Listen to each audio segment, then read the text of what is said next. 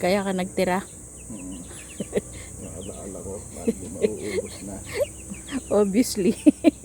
Tingnan mo yung... Ano ba yan? Lamesa. Yung paa ng lamesa. Sobrang obvious na yung kanilang medyas, no?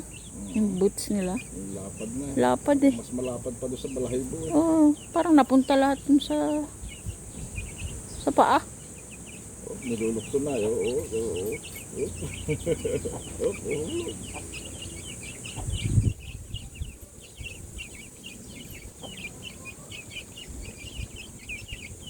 Nilagyan ko ng tulay eh. Hindi man dumadaan doon. Luksulaan.